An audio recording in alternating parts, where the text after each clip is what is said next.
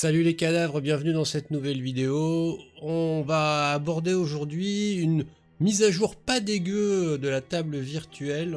J'ai pas mal bossé. Quand je pense qu'il y a des vidéos que je termine en disant que je vois pas ce qui manque ou que j'ai plus rien à faire, non, c'est faux. C'est faux, ça sera jamais terminé.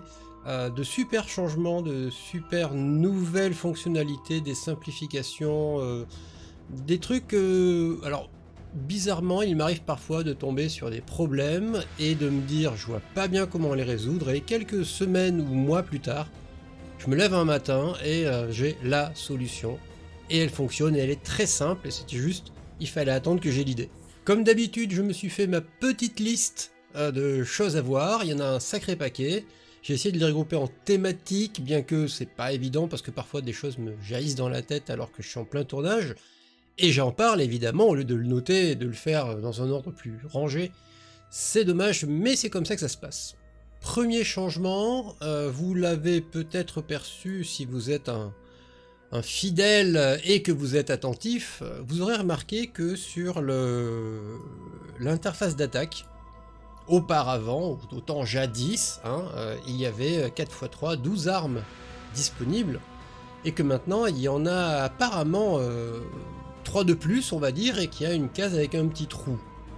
La case avec un petit trou n'est pas une erreur d'affichage et me permettrait éventuellement de rajouter une nouvelle arme si j'en trouvais l'intérêt et le besoin.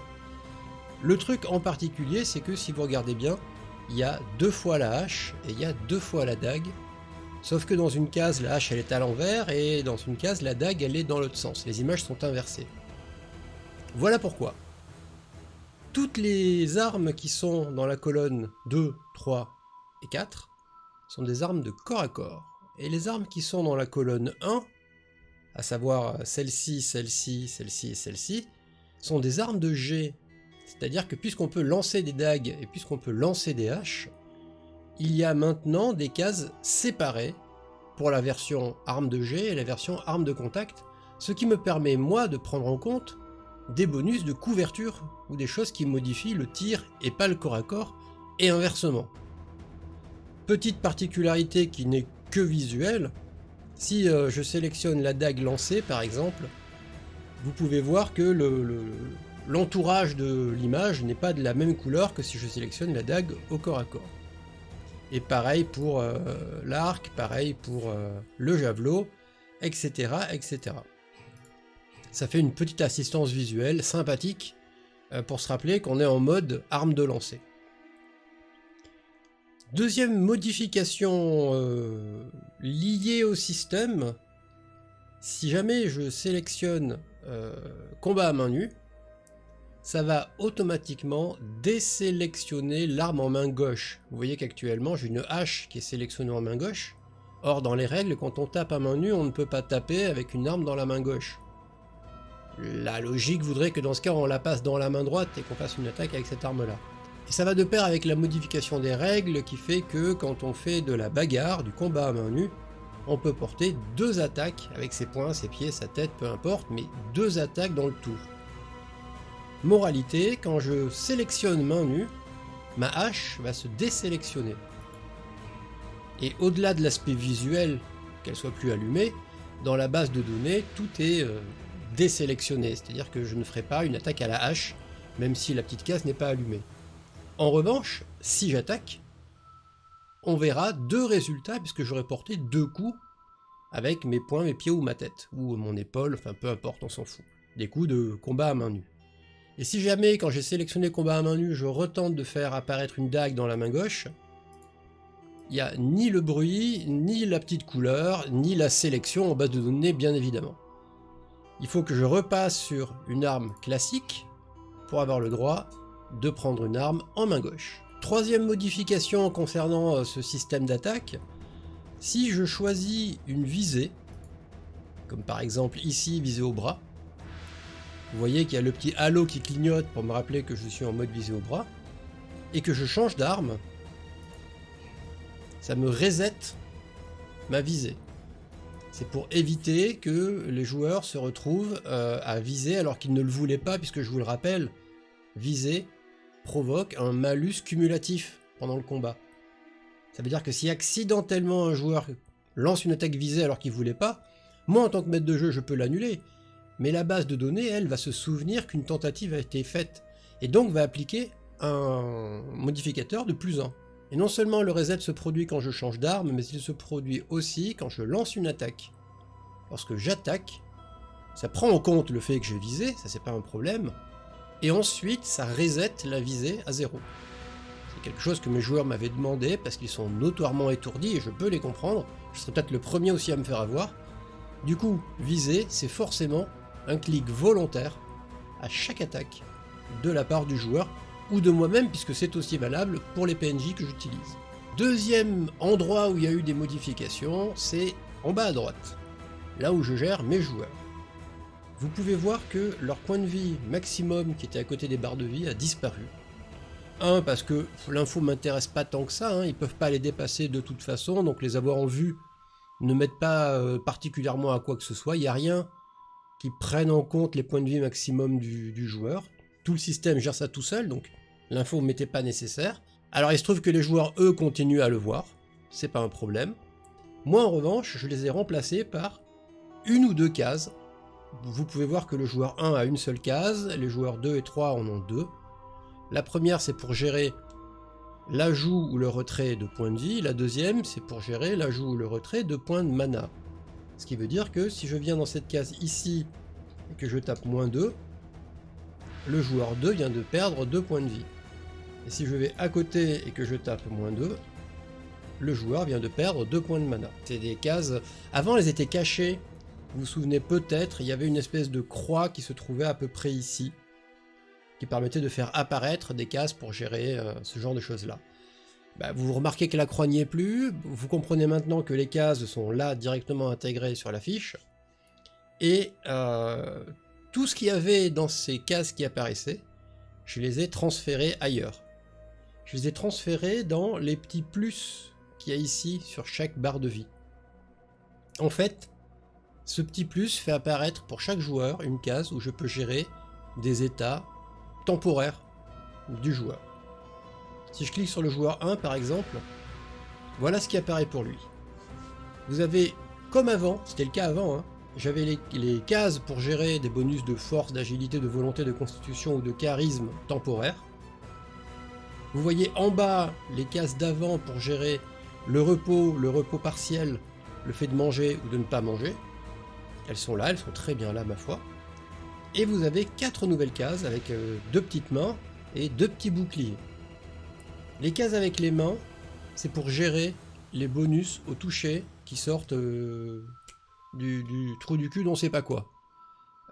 Par exemple, si je dois donner pour une raison mystérieuse un +1 au toucher à un joueur, ou un -1 au toucher à un joueur, et que le système ne le gère pas automatiquement, parce que c'est vraiment exceptionnel, ça correspond à une situation qui est presque hors règle en fait, je vais marquer 1 ou -1 dans la case main droite ou main gauche. Et je vais utiliser cette case-là pour gérer le bonus magique des armes. J'ai un vrai souci avec ce bonus magique des armes, parce que comme les joueurs peuvent avoir plusieurs armes sur eux, ça devenait compliqué de les laisser gérer eux-mêmes quelles armes ils ont dans quelles mains. Et surtout en cas de changement, ça les obligeait à aller dans leur feuille de personnage faire le changement. Alors que là, c'est moi qui gère les bonus magiques, quand j'en ai besoin, et je les ajoute éventuellement aux bonus plus que temporaires. Et les 2 cases en dessous, c'est pareil. C'est une case pour un bonus de défense temporaire, typiquement magique, hein, quelqu'un qui se met un +1 à son armure mais qui est temporaire, c'est là que je vais rajouter 1, pour que ça soit pas complètement inclus dans la feuille du joueur et qu'on l'oublie, et qu'il ait un bonus permanent de 1, et ça me permet moi de le gérer, et ça sort ça de la tête du joueur qui a déjà pas mal à penser en fait. Et la case à côté, c'est le bonus de couverture exceptionnel. Pour l'instant, il n'y a que 2 choses qui font de la couverture. Il y a moi qui active l'effet couverture quand quelqu'un est derrière un cover, qui lui fait 1 à la défense, et il y a le fait d'être au sol, à terre, qui apporte 2 à la défense. Donc la couverture, pour rappel, c'est contre les tirs. Je me suis dit qu'il pouvait arriver que je doive ajouter des bonus de couverture extraordinaires. Prenons l'exemple de ce qui est arrivé au joueur 2, qui a obtenu un anneau qui lui donne plus 2 en défense contre les tirs. Bah, c'est un bonus de couverture. Un bonus de défense qui ne marche que contre les tirs, c'est un bonus de couverture. Par conséquent, je peux d'ores et déjà le faire devant vous. Je peux dire ici que, comme je suppose qu'elle porte son anneau, elle a un bonus de 2 en couverture que j'enlèverai que quand elle enlèvera son anneau.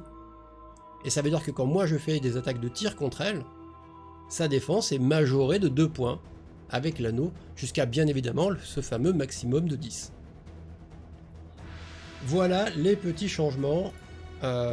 Ça nettoie un peu l'interface, ça rassemble tout de manière un peu plus logique et cohérente. J'aime bien ce point où on est arrivé, qui est pas dégueu. Vous aurez peut-être aussi remarqué qu'on a changé la trombine de la souris. L'espèce de grosse flèche là que j'ai devant moi est bien plus grosse que la flèche d'avant. Certains joueurs m'ont demandé d'augmenter la taille. Donc voilà qui est fait, avec une corollaire magnifique, inattendue et inexplicable, parce que franchement on a cherché, on n'a toujours pas trouvé le pourquoi du comment. Si je descends ma souris trop bas, la souris originelle revient. Voilà, là en bas c'est la souris Windows, et si je vais là sur le côté, c'est la souris Windows. Or pourtant, la case qui fait apparaître la souris, elle fait vraiment 100% de 100%, elle occupe tout mon écran, mais cet endroit-là qui ne correspond à rien, ça ne correspond matériellement à aucune case qui serait invisible, qui passerait par-dessus. Il n'y a rien sous ma souris ici. Il n'y a rien sous ma souris là. Tout comme si je vais complètement à gauche, voilà, il n'y a rien sous ma souris là non plus. Et il n'y a rien sous ma souris là-haut. Et pourtant Windows ramène son curseur. Donc on sait pas. On n'a pas trouvé pour le coup. Mais bon, voilà, ça fait une souris plus grosse. Avec des petits changements. Vous voyez, quand je suis sur une arme, c'est une espèce de souris avec un petit creux dedans pour qu'on comprenne qu'il va se passer quelque chose là. Voilà, j'avoue que c'est une demande légitime et intéressante et qu'il n'y a pas... Enfin, mis à part le fait qu'on a cherché pendant 1000 ans pourquoi Windows reprenait le dessus à certains moments, ça n'a pas été bien compliqué. On reste côté maître de jeu. On va aller voir le champ de bataille. Que voici, que voilà. Alors il se trouve qu'actuellement mes joueurs sont en pleine action, donc voilà, on a la scène de combat qui est là devant nous, et je vais éviter de faire des tests qui modifieraient l'équilibre actuel parce qu'on a besoin de se souvenir de où est-ce qu'on s'est arrêté. Mais tout ça pour vous montrer, alors, plein de petites choses. La première petite chose à vous montrer, vous l'aurez peut-être remarqué, ou peut-être pas, mais sur la droite, là où je gère les PNJ, avant il y avait beaucoup plus d'infos qui apparaissaient complètement à droite. Et ça n'est plus là. Alors c'est pas que ça n'est plus là, c'est qu'en fait c'est caché. C'est des informations qui me permettent de paramétrer les PNJ, mais dont je n'ai après plus vraiment besoin puisque tout est automatique. Et en fait il y a ce petit bouton là qui me permet de les ramener quand j'ai besoin de les modifier ou simplement de les voir. Donc c'est toujours là, sauf qu'en fait c'est plus vraiment là, et ça aère un petit peu tout ça. Dans ce sympathique truc caché, il y a désormais une case en plus qui est celle qui est complètement sur la droite, qui me permet de gérer les malus à l'initiative des PNJ. Quand ils ont une arme à deux mains, quand ils ont une dague ou qu'ils se battent à main nue, ou quand un effet de sort les ralentit, je vais pouvoir moi modifier cette case-là pour que leur initiative, parce que je vous rappelle que moi je lance les initiatives des PNJ toutes d'un coup. Leurs initiatives qui sont en haut, là, qui sont à 9, 5, 4 et 2, tiendront compte du modificateur que j'aurais mis dans cette case-là, ce qui avant n'était pas possible. Et puisque mes joueurs, eux, ont leur malus d'initiative en fonction des armes qu'ils portent, je trouvais injuste que les PNJ, eux, s'en passent, et je trouvais chiant de devoir, moi, mentalement, faire le calcul à partir de chiffres. Donc maintenant, le système fait le calcul tout seul comme un grand. Autre modification intéressante, si je fais une attaque, vous voyez, par exemple, si j'attaque avec le PNJ A, Quand on regarde le système d'attaque et de localisation en bas, on peut voir que au lieu que ça soit l'icône générique maître de jeu qui apparaît au-dessus, c'est l'icône du PNJ qui est attaqué qui apparaît dessus. Donc on identifie plus facilement qui a attaqué parce qu'on a l'icône de l'init qui est en haut et on a l'icône au-dessus du système d'attaque, c'est la même, on devine qui a attaqué.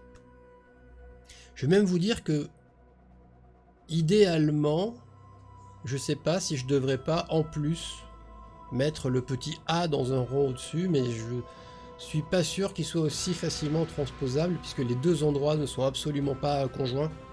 Enfin, ils partagent les mêmes infos, mais pas le A. Le A n'est pas enregistré en fait. Le A il est généré tout seul comme un grand. Donc je suis pas sûr. Je vais voir si j'y arrive ou pas. Mais bref, voilà, petit changement limite cosmétique, mais en fait qui aide beaucoup à la compréhension de quelle est la dernière personne qui a attaqué. Autre changement qui n'est pas inintéressant, il arrivait parfois que mes joueurs, plus que moi d'ailleurs, c'est assez curieux mais bon, que mes joueurs, au moment où ils voulaient déplacer leur personnage sur le champ de bataille, leur personnage leur était arraché des mains et réapparaissait en position 0-0 tout en haut à gauche. Parce que bah on sait pas bien, est-ce qu'il cliquait pile poil au moment où la page se rafraîchissait, bref, le système ne trouvant pas de position mettait 0-0 parce que c'est le chiffre par défaut. Désormais, inscrire 0-0 est interdit. Voilà, ça veut dire que lorsqu'on fait un déplacement, si la figurine nous a arraché des mains et qu'elle doit écrire 0-0, elle écrit rien. Comme elle écrit rien, elle n'efface rien, ça veut dire qu'elle va réapparaître au même endroit où elle était avant. Ce problème-là est résolu. L'autre problème éventuellement, c'est que cette page est une page qui se recharge en boucle pour récupérer les nouvelles infos, donc les infos de déplacement, les infos d'état, etc. Et que il n'y avait que quand quelqu'un déplaçait une figurine que le chargement s'arrêtait. Par exemple, si moi ici, je prends ce monsieur et que je le garde dans ma souris, je peux le garder dans ma souris 1000 ans, la page ne se recharge pas. Ça veut aussi dire que si pendant ce temps les joueurs bougent leur token dans leur coin, moi je le verrai que quand je reposerai ce mec-là. Tout simplement. Voilà, je viens de le reposer. Désormais, ajout, lorsque je mets ma souris sur le token, juste dessus, la page arrête de se charger en boucle. C'est-à-dire que le fait de rester là, comme ça, les joueurs pourraient bouger dans leur coin, je ne verrai rien, parce que ma souris est sur un token. Et encore je vous mens. Je vous mens parce que, moi en tant que maître de jeu, c'est pas le cas. Moi en tant que maître de jeu, le fait de survoler un token ne provoque pas cet arrêt de chargement. En revanche, chez les joueurs, oui. Parce que les joueurs n'ont pas à bouger les tokens de PNJ. Moi, j'ai à les bouger. Donc moi, je reste avec ce pseudo-risque de la page se recharge, etc. Mais il se trouve que bizarrement, peut-être parce que moi je suis en local, je le gère très très bien. Les joueurs, eux, il y a peut-être un petit délai, du coup ça marchait pas bien. Donc ça veut dire que quand le joueur met sa souris sur un token de PNJ, que de PNJ, hein, pas d'objet, pas de créature invoquée, pas d'un autre joueur, la page s'arrête de charger. Et ça tombe bien puisque chez eux, chez les joueurs, mettre leur souris sur un token provoque l'apparition d'informations sur le token. Ça provoque l'apparition des informations de statut. Est-ce qu'ils sont à terre? Est-ce qu'ils sont aveuglés? Est-ce qu'ils sont entravés? Est-ce qu'ils sont en position supérieure? Est-ce qu'ils sont considérés comme étant de dos? Et ça provoque l'apparition d'une barre de vie plus ou moins remplie en fonction de est-ce qu'ils ont été blessés ou pas. Et avant, comme la page se rechargeait en boucle, ces informations clignotaient. Bah logique. À chaque chargement, elles avaient disparu et elles réapparaissaient. Et bon, on va dire qu'on faisait avec. Maintenant, comme le chargement de la page s'arrête quand le joueur a la souris sur une figurine adverse, bah les infos sont physiquement stables, ce qui est assez pratique. Pour les besoins de la modification suivante, je suis passé sur la table du joueur 1. Alors, j'ai pas ouvert le champ de bataille spécialement, quoique je pourrais. Hein, ça ferait un peu la démonstration de ce que j'ai dit juste avant. Vous voyez ici, je mets ma souris sur ce gars-là. Je vois qu'actuellement il a l'état entravé, c'est l'espèce de petit piège à loup. Je vois ses points de vie résiduels, une vague idée, hein, je vois qu'il a perdu à peu près un tiers de ses points de vie. Et les informations ne clignotent pas parce qu'en fait la page ne se recharge plus. Si moi je faisais un mouvement de mon côté, je ne verrais ce mouvement que quand je sors la souris, tout simplement. Et pareil pour sélectionner, puisqu'on a vu dans la vidéo d'avant que maintenant on sélectionne ses cibles. Si je clique dessus pour le sélectionner et que je laisse ma souris dessus, je ne vais pas voir la petite flèche, le pointer, puisque ça demande que la page soit mise à jour. Ça veut dire que si je clique et que je bouge pas, tout le monde a vu que j'ai changé de cible, sauf moi. En revanche, si je sors la souris, ça me dit que c'est lui. Il suffit simplement de sortir la souris pour voir la modification. Donc, je vous disais, mis à part cette histoire de champ de bataille, la modification suivante concerne la façon dont on gère les techniques martiales. Si le joueur 1 lance par exemple une feinte, ce qui va se passer, c'est que tout le monde va voir à peu près ici au-dessus de son portrait la carte qu'il vient d'utiliser. Son feinte 1, vous voyez, un petit 1 va se transformer en feinte 2, signifiant que s'il en lance une, ça va être la deuxième. Et son nombre de points d'endurance, qui est à 7, va passer à 6. Démonstration. Voilà, je clique sur feinte, c'est devenu feinte 2, et on voit qu'il a lancé feinte 1. Et son endurance est passée à 6.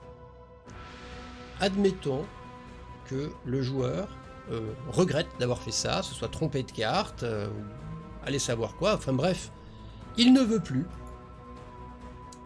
Il ne veut plus, ce que moi je fais à ce moment-là, c'est que je vais sur sa carte, et je fais un clic. Et le fait de faire un clic sur une carte que le joueur a lancée, ça lui rend son endurance, et ça remet sa carte feinte à 1, en fait. Ça restaure le truc. Démonstration. Il clique, vous voyez que c'est passé à 7. Et si je vais voir le joueur chez lui, il est bien passé à 7, et on est bien revenu à feinte 1.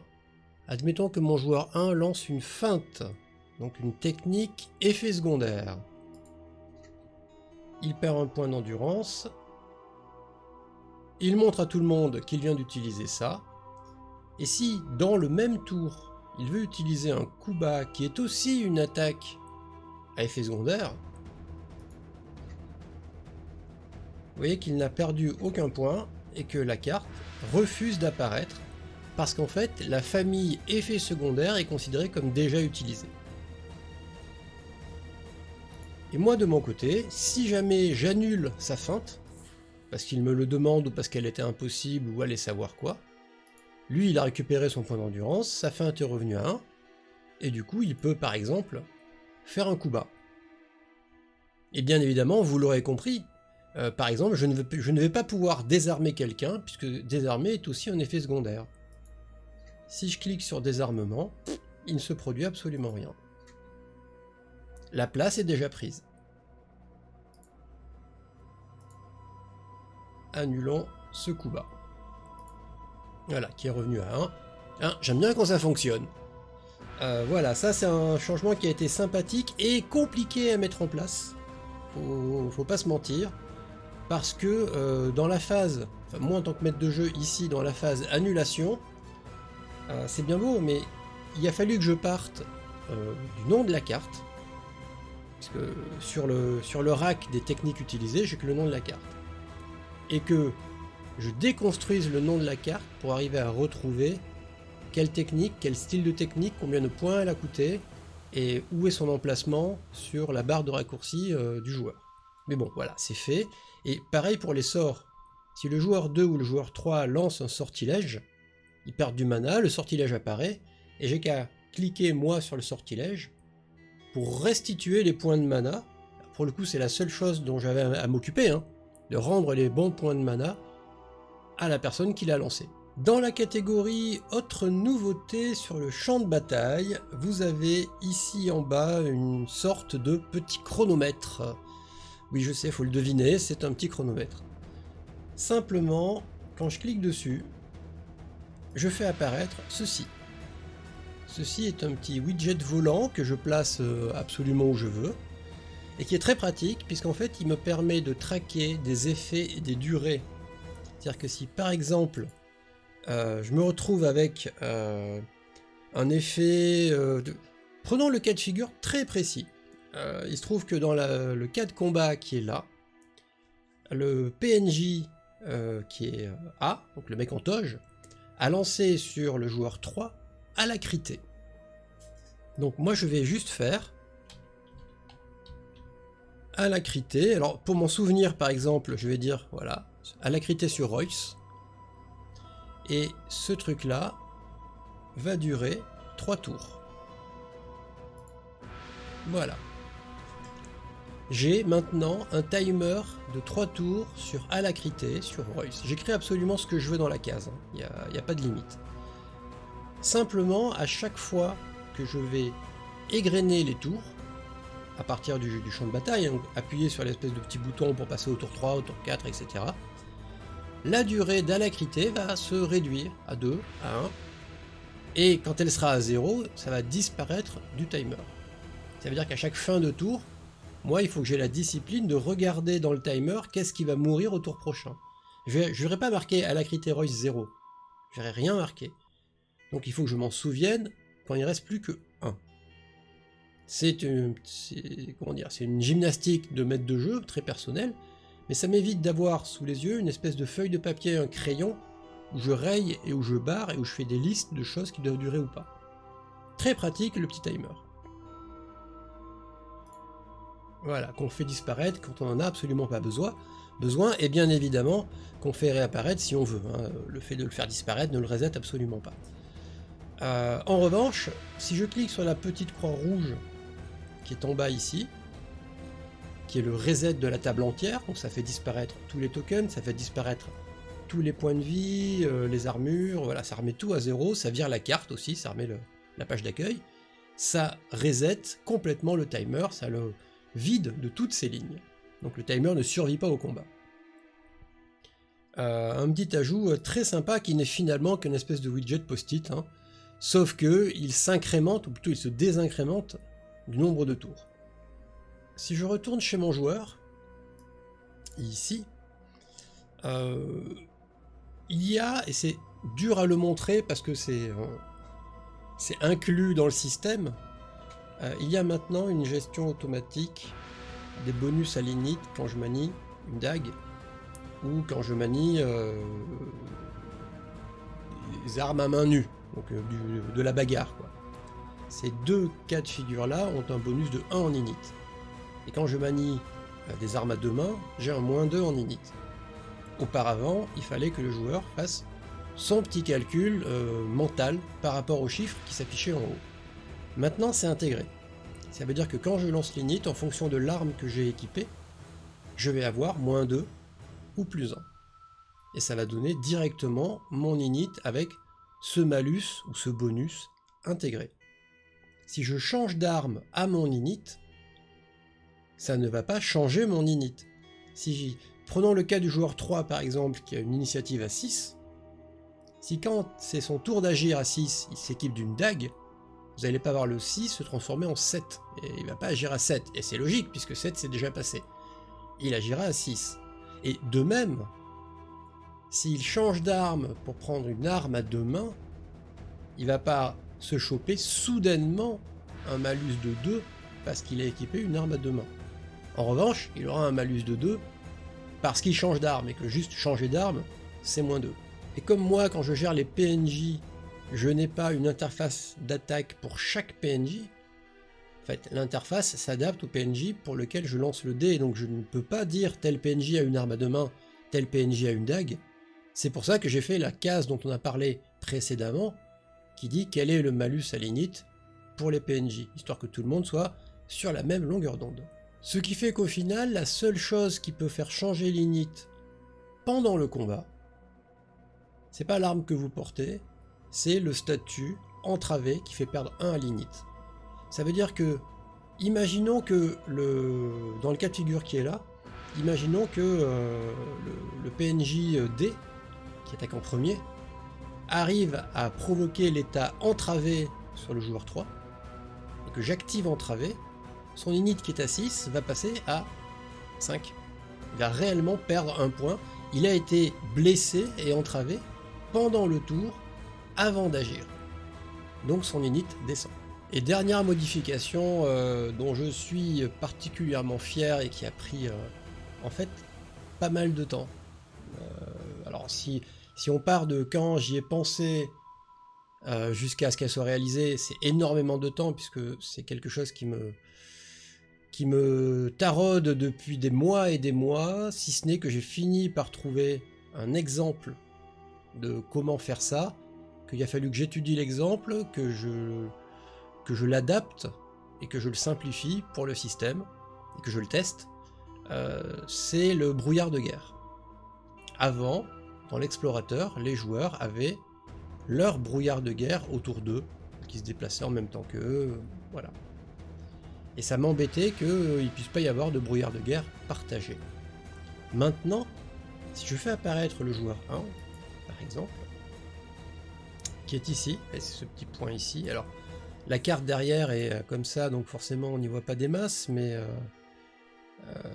prenons, allez, la carte du temple, voilà. Plaçons le joueur 1 ici. Ça, c'est l'interface maître de jeu. Si je vais voir le joueur, vous voyez que le joueur, tout pareil, hein, il voit, voilà, il voit la même chose, et il peut déplacer lui-même son token. Ok, pour l'instant, c'est pas mirobolant.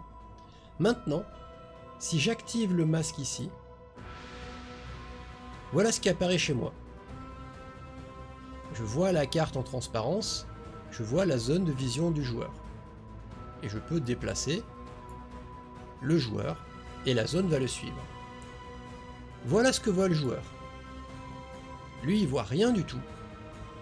Il voit ça, et il peut déplacer son personnage et faire apparaître la zone autour de lui.